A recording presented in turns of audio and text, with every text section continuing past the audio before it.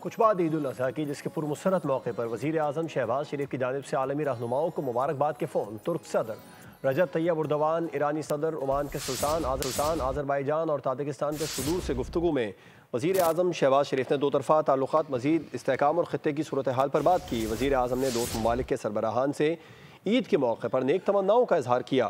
وزیر اعظم نے پاک بھارت کشیدگی کے دوران غیر متزلزل حمایت پر اظہار تشکر بھی کیا۔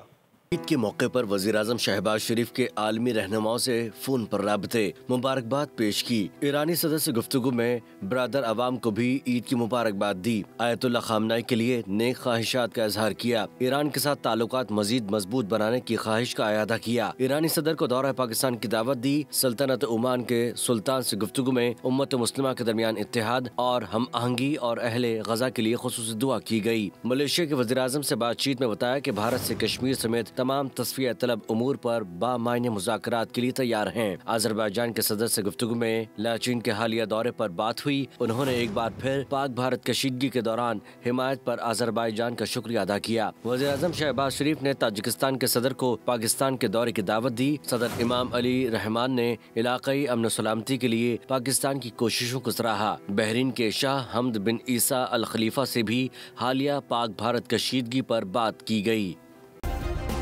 سبسکرائب کریں اور بیل دبائیں تاکہ کوئی خبر رہ نہ جائے۔